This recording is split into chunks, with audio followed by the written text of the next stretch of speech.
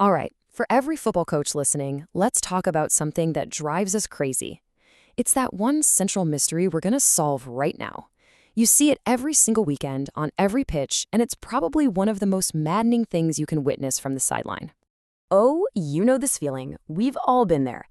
You spend the entire week working on one specific tactical trigger.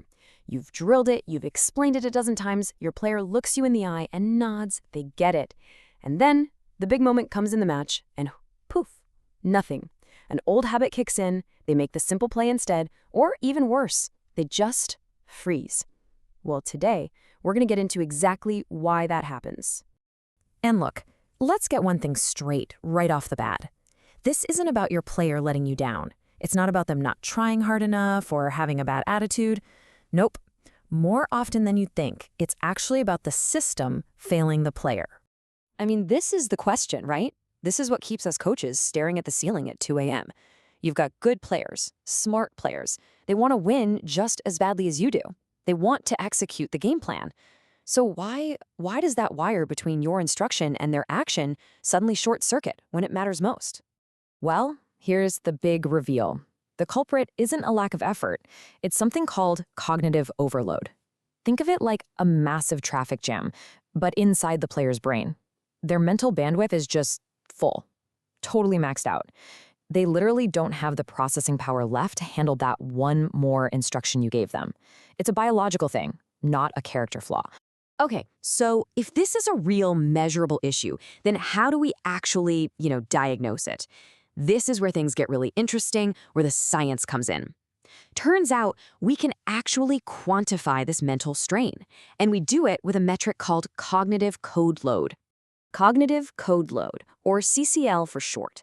This is the key concept we're talking about today. Basically, it's a single number that tells you how much mental baggage, how much stuff your tactical system is making your players carry around in their heads during a game. So this isn't about guesswork anymore. It's something we can actually analyze, and this is the important part, something we can manage. So you're probably wondering, how is this actually calculated? Well, it really boils down to three main ingredients. First, just the sheer number of instructions or codes you're giving them. Second, how complex are those codes? Is it a simple if X then do Y, or is it a whole multi-step sequence of events? And third, there's a factor for your team's memory capacity, which, remember, goes down with fatigue and stress. All right, so when they crunched the numbers on this, the first thing they found was a really fascinating baseline.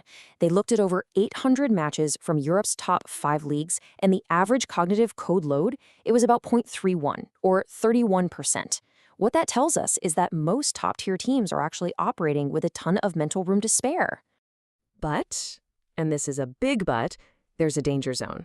The moment a team's CCL score starts creeping up past 0.7, that's when performance just starts to fall off a cliff. Players start forgetting instructions. And again, it's not because they want to, it's because their brain is literally, physically out of space.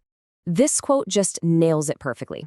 The best way to think about a player's working memory is to picture it like the RAM in your computer. It's got a hard limit. Once it's full, it's full. And if you try to load up a new program or, a new tactical instruction, it has to kick an old one out to make room. So that brilliant new pressing trigger you just introduced, yeah, it might have just deleted the instruction about tracking the runner from midfield. To really see what this looks like in the real world, let's look at two teams from the study that are on the absolute opposite ends of the scale. It's a really cool story of two totally different systems that both find a way to be successful. So in one corner, you've got Bayern Munich. Their cognitive code load score is a 1.0. It is maxed out.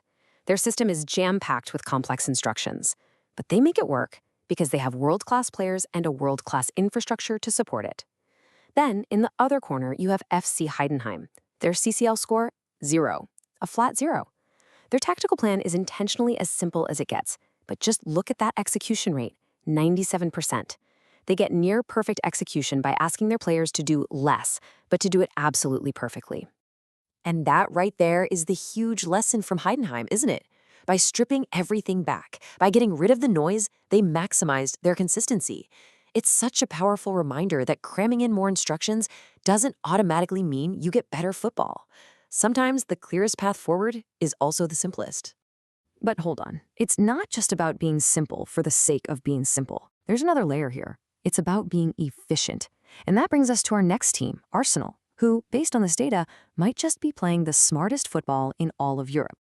Okay, if you remember one thing from this whole explainer, make it this. This is probably the most important finding in the entire study.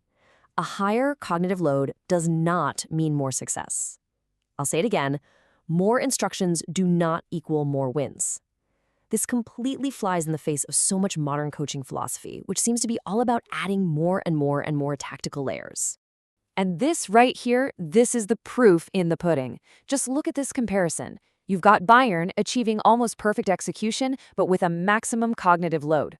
Then you've got Arsenal achieving the exact same elite level of execution, but with only a low to medium cognitive load. Think about that. They are getting the same results while putting far less mental strain on their players. So what's the lesson here for pretty much all of us? It's simple. Don't try to be Bayern. Unless you happen to have their billion-dollar setup and a squad full of superstars, trying to copy their system is a recipe for disaster. The smarter model, the more effective model for almost everyone else, is Arsenal's. The goal isn't maximum complexity. The goal is maximum efficiency.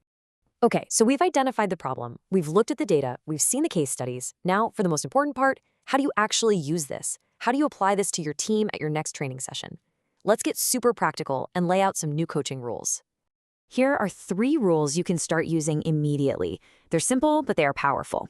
Rule number 1. The 3 instruction rule. Before a match, in your team talk, pick the 3 and only 3 most critical instructions. That's it.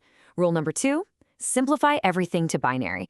Take your complex, long-winded instructions and rewrite them as simple, if X happens, then you do Y triggers.